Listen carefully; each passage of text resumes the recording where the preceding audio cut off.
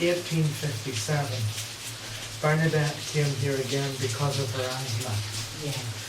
And she was 13 going 14.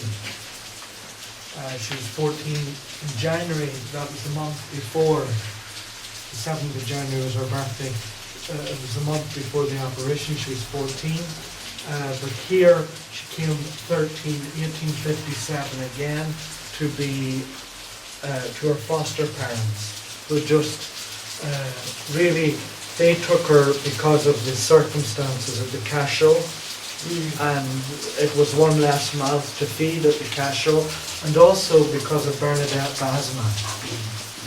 She had a bad bout of asthma, and they thought it would be better to get out of Lourdes and to come here to Bartres, to the foster home. And she came here with the intention of learning her catechism. But in actual fact, when she came, the priest of the parish here, Father Adair, was entering a monastery, a Benedictine monastery, and he was leaving the parish. And there was going to be no priest in the parish. And also, her foster mother promised her, you come to Bartres, you learn your you will teach your catechism. But she did try to do it. But Bernadette was stupid. She knew the Our Father and the Hail Mary, but she didn't know the creed, and she couldn't remember the creed. And her foster mother lost patience with her, so the whole thing was a mess. She couldn't. And then, to support her, what happened was this, that they put Bernadette out to look after the sheep at the sheepfold. Now, I don't know if we're going to be able to climb the hill to the sheepfold. But, anyway, we passed that little shrine of Bernadette on the way in, right? It's just up above that. But instead of teaching her catechism, she was left to look after the sheep, and she also had to come and look after the other children here in Bartres. So she never actually learned much here. And it was a waste of time, really, just to take her here. And Bernadette got frustrated with the whole thing, and the priest advised her, Bernadette, go back to Lourdes and make her first communion. And in January 1858, just after her birthday, and 2 weeks before the operations began, she left here. And she just, out of the blue, got up one morning and said, I'm going back home. And she walked home to Lourdes. And just arrived into the castle to the family and announced that she was back and she wasn't going back to Bartres. And this is the house, as I say, that she lived in while she was being fostered out. And was this just the one room for her?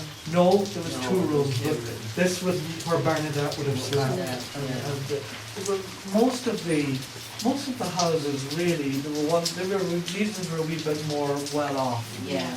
Than, slightly bigger, and maybe there was another room, but this is the room where Bernadette would have used and slept. The bed, and the things that she would have used herself.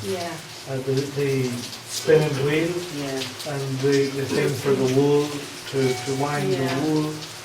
And it is as it was when she was here. This thing here, this press or dresser, Bernadette would have used that. And that's actually a photograph that was taken around the time of the operations. That's Bernadette as she was. Okay? So it's an amazing place. Also, we're not going to make it up. I doubt if we'll make it up. You never know if this stops. It might. This is an important part in the story of Bernadette. You look at the grave. Because, this place was where Bernadette learned to pray. And when she was on her own up in the little sheepfold, she spent hours on her own there, just with the sheep. And she had names for each of the sheep. And she would have built little shrines up around the fields up there and prayed for hours. And that's where she learned to pray the rosary, up there at the sheepfold. And like a night like last night, the storms, Yeah. very often there'd be storms, and Bernadette would have to gather the sheep into the sheepfold. Yeah. And she'd spend hours in that sheepfold alone with the sheep. And that's where she learned to be a contemplative. So when she went to Nevers, it was nothing, it was absolute comfort. And the way that she just adapted to the place, she was very homesick at first. She was very homesick when she went to Nevers. She missed her father and mother terribly. And like she knew in her heart that she'd never see her father and mother again. Love a feeling, yeah. And nuns at that time didn't go home. There was nothing, they weren't allowed home. And the family were too poor to pay to go and visit Yeah. her. One brother actually went, her godchild, visited her shortly before she died. A pilgrim to Lourdes gave him the money to go to Nevers to see her. And that was shortly before she died. And that was the only visit she had from a member of her family in Nevers while she was a nun. And she was too sick to see him. The nuns carried her into the parlour. And he was so disappointed because he never actually saw her dressed in the habit. Oh. She was dressed in her night attire because she was sick. And he was so disappointed. And Bernadette told him when he was leaving, Peter, we're not going to see each other again in this life. But she says, I'll be waiting for you at the other side. And that was it. And she asked him to give her a good kiss before he left, and that was the parting words. So he was her godchild, you know. So, and this is important to say on the place. So you can take photographs. The little shop with little different cards and things in here. We'll just take a long time.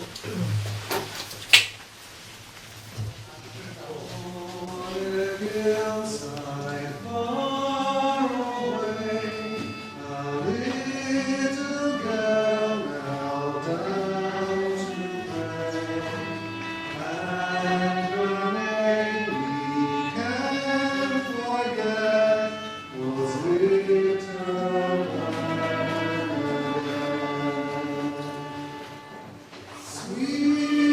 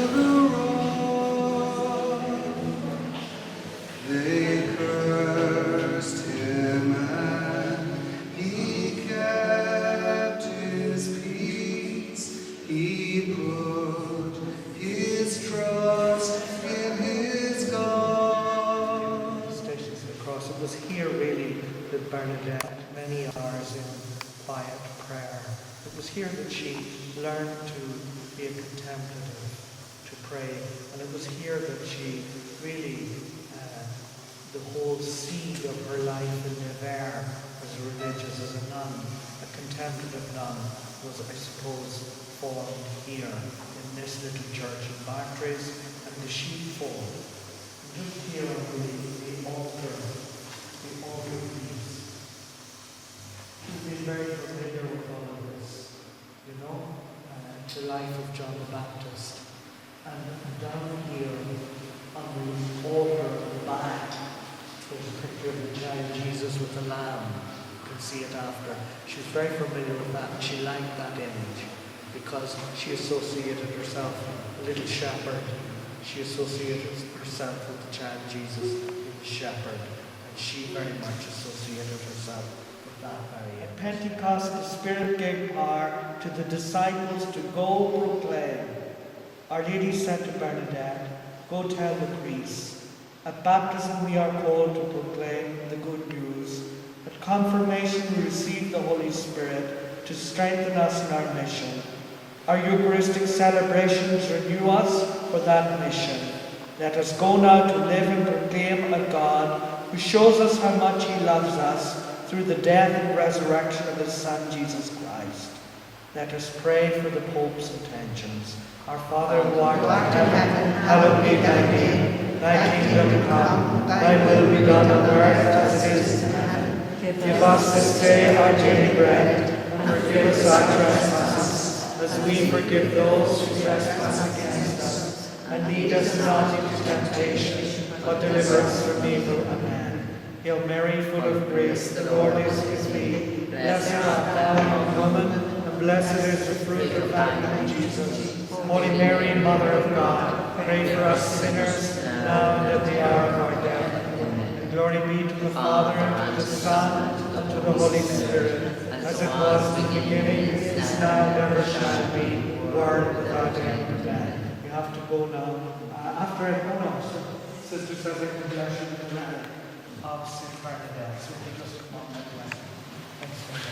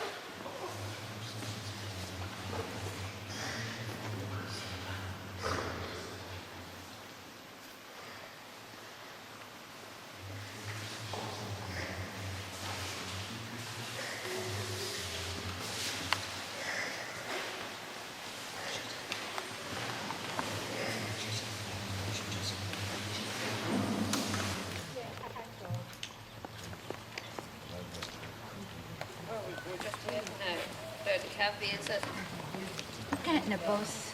Thanks, sister. Thank you. Thank you. What'd you say, With Mary? taxi, isn't it? We're getting our taxis. Oh, yeah. Archie's away to phone. Oh, so that's grand. In case the rain is... We just go on now.